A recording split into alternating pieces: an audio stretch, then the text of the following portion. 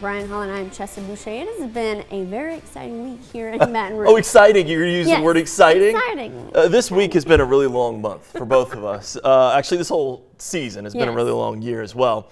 So I know you're going to probably talk about Mr. Kiffin, lane train rolling into BR. Yep. You have the floor. What did you learn this week? Yeah, so you kind of took the words right out of my mouth. I have to talk about Lane Kiffin because, you know, I spent 5 years in Oxford, Mississippi, getting my undergrad degree. I had to take that extra lap for the 5th year, but I understand being upset because your head coach left. I get it.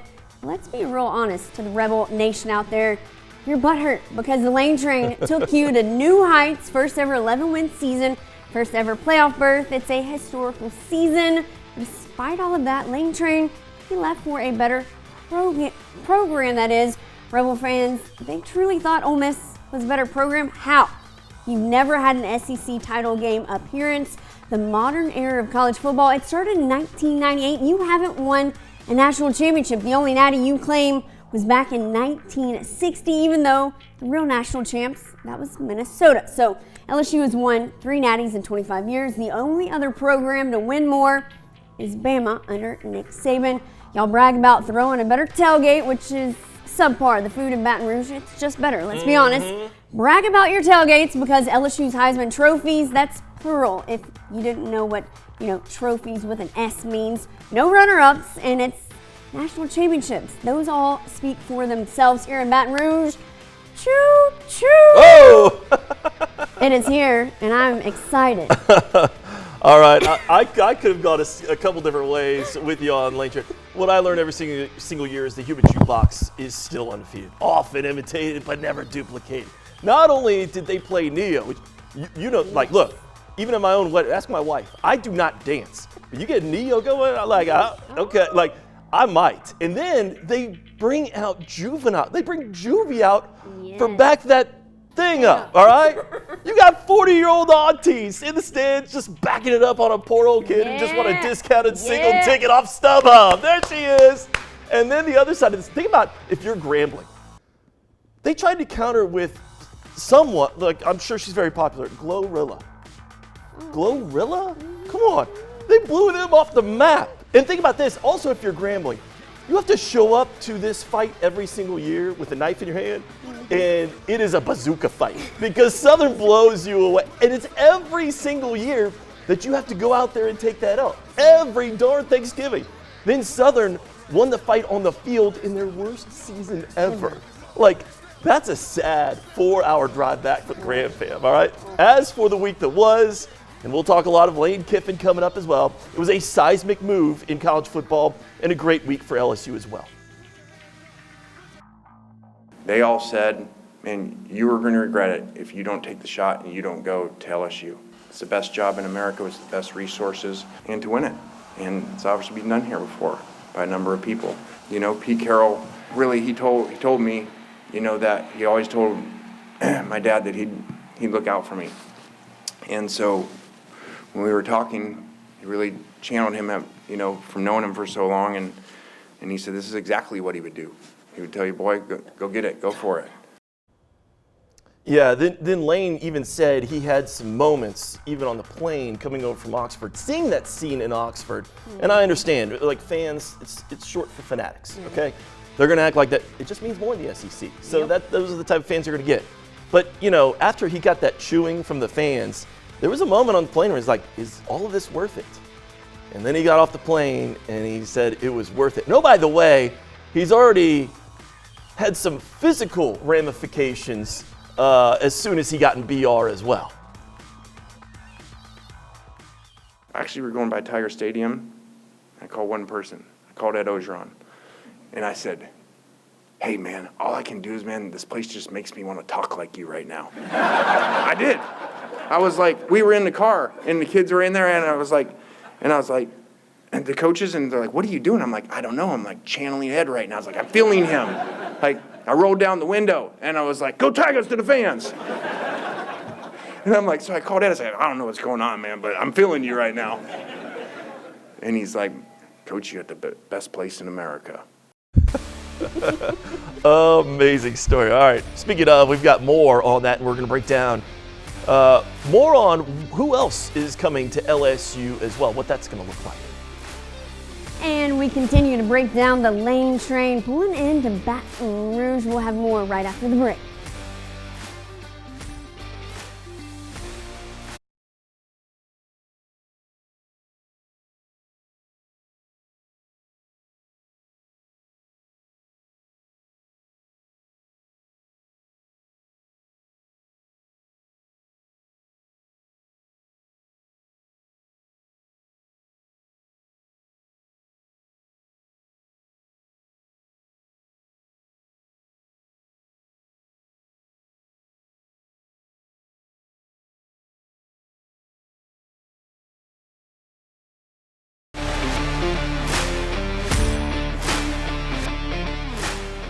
Coach Saban kind of coached at another place in this conference, so I can't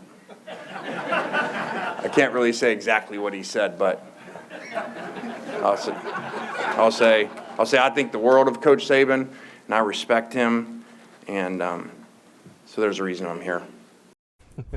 When the GOAT talks, you Yeah. listen and you take his advice. Welcome back into your Louisiana Go Nation. He's Brian Holland. I'm Chessa Bouche. Lane train is here in Baton Rouge. A great first impression there on Monday afternoon. Looking like just a natural fit here in the boot. Yeah, I didn't know how charismatic he would be because it's been such a grueling process. But he also said, it has nothing to do with money. And I think we know that LSU and Ole Miss, basically even Florida, offering the same kind of money.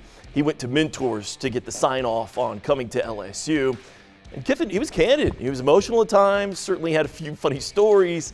He sounded like a coach that was truly conflicted as well. This was the pitch, though, from new athletics director Verge Osbury. I'm going to leave you alone and let you coach the team.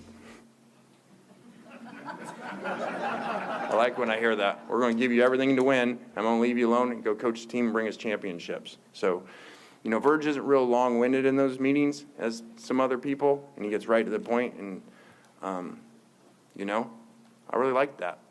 And so he sparked my interest from the first time I talked to him. Coach Kiffin bringing in his right-hand man, Charlie Weiss Jr. will be LSU's new offensive coordinator. Reportedly, Weiss has agreed to a 3-year deal with LSU worth about $6 million. All right, we're going to break it down from all angles, so still more to come. The reason LSU didn't have a top 10 class on National Signing Day, we'll talk about that.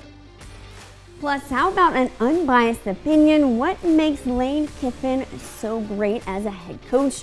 That is next.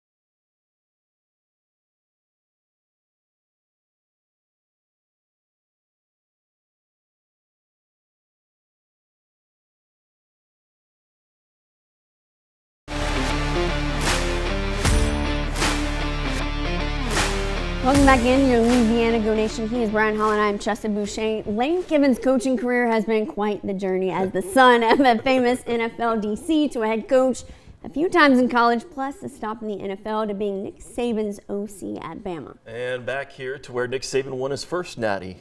But for those who don't get to get in the film room, what do the X's and O's look like? We asked a former LSU and Tulane quarterback to break down what makes Lane Kiffin so great.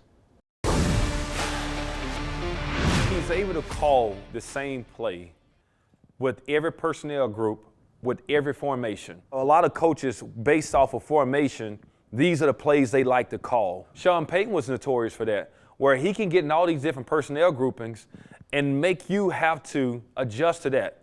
He'll make you go big, and then we run this play, and it looks the same as if we were in spread. And so he's so good at that. Like, he and Sean Payton, they remind me of so much of the same type of offensive play caller. The only thing with Kiffin, he does it with a little bit more tempo. Kiffin can do this going 1,000,000 miles an hour and make you have to, chase eye candy that you don't like.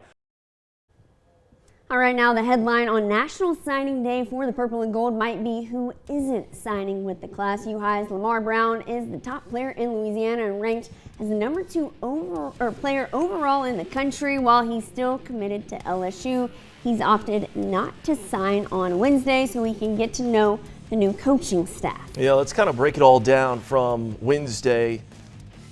You know, depending on the service that you look at, they're ranked 12th in the country. Usually you're used to like a top 5 recruiting class. But you can see that, of course, is a little bit how Lane Kiffin likes it. He likes to go after some of those more experienced players. And so they're going to have plenty of time to go in the portal. It opens on January 2nd and make the team that way. But they did keep the recruits they want to stay home right here in their own backyard.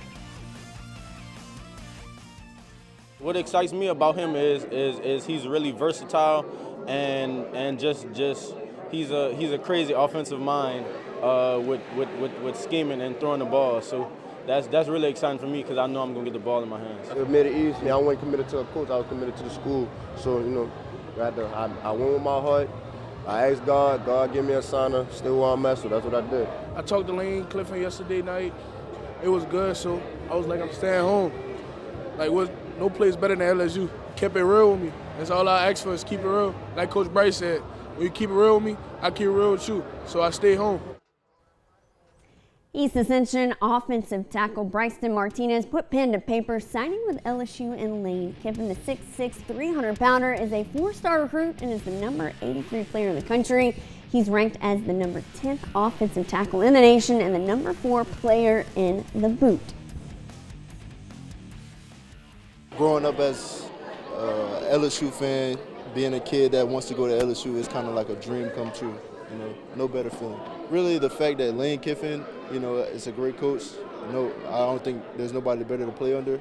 I just didn't have enough time, to build a connection with Texas like I had with LSU already. It makes me more excited to go play college football. Being able to play under Lane Kiffin.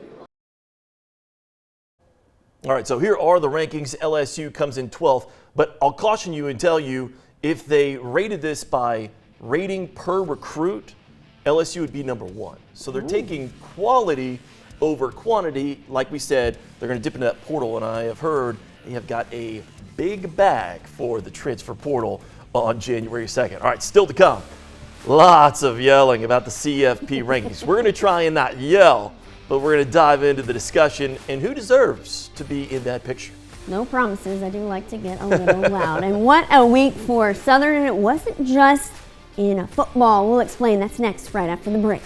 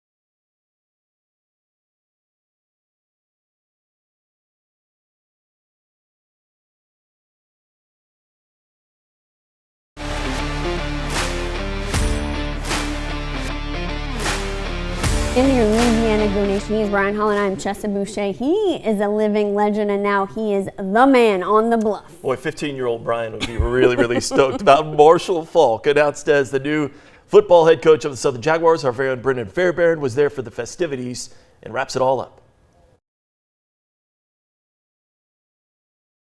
The Marshall Faulk era on the bluff has officially begun as the Jags introduced the former NFL MVP, Super Bowl champ, and Hall of Famer as the 22nd head coach of Southern football. Faulk coming to the Bluff is a part of a trend we've been seeing in recent years with HBCUs hiring big-name former NFL players with little to no coaching experience. Faulk's only coaching experience is just this last season as the running backs coach at Colorado. When Falk was asked about what he would say to people that question his coaching background, he simply said, "There is no answer." What's there to question? You know and I know this is my first head coaching job. I don't think there's a question. It's like anything else. Just wait and see. Like, time will tell. You'll get to decide whether what they're saying or what I'm doing works. Falk has said in the past that he's been asked multiple times over the years to coach in the NFL and different places in college football. But he explained that former teammate and Southern alum Aeneas Williams was a big factor on his decision to come to the Bluff, and that he wanted to challenge himself as well. I could go coach in NFL. I could go join. I could have stayed at Colorado. I was comfortable, but I've never done well in life when comfortable. Like, I'm the kind of person who needs to be a little uncomfortable, and I'm not gonna lie to you. This is uncomfortable, and I like it. Falk also said that he has about 90% of his coaching staff put together, but he can't release names just yet. But I am told from sources within the athletic department that there will be some big names coming to the Bluff with him. Reporting on Southern football for your Go Nation, I'm Brendan Fairbairn. More on another Southern win this week here in just a moment. First, LSU at Boston College, SEC ACC Challenge, 7-0 coming to this one. You give up the highlight dunk, but watch this. Stay with the clip, and you see you beat him back down the other end. Get your biggest lead of the ball game, Max McKinnon with the 3 ball, so you exchanged 2 for 3. Now, you shot 26% from the field in the second half, so you're down, and you need that one to go. Dedon Thomas Jr. was that man. He came up huge throughout and in overtime. Look at that one. LSU was perfect, 4 for 4 from the floor and 10 for 10 from the free throw line. How about that, Sherry? LSU gets to 8-0 as they win 78-69. Dedon Thomas Jr., 23 points. Oh, my. All right, the Lady Jags making a statement, handing the Wildcats their first loss of the season early on. 3 ball to Maya Porter. She finished with a team-high 16 points. Southern upsets Arizona 63-57, the final score. Look at that post move. Unbelievable by Maya Porter. She was putting on a show. All right, come right back. Oh, we've got a lot to talk about, I should say, when you're talking about the CFP. We'll give our opinions right after this.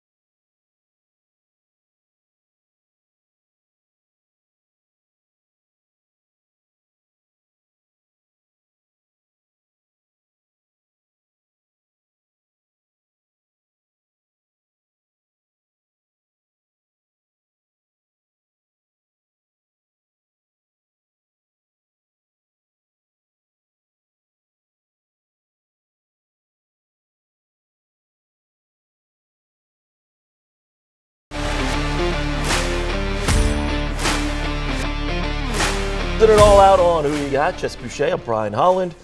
Let's talk about some of that yelling in the CFP rankings, because it's setting up for some interesting moves here at the end next week if everything plays out. But look, if you were to see one team that's on the outside looking in this week, and you could just manual override and put them into the CFP, who would you pick?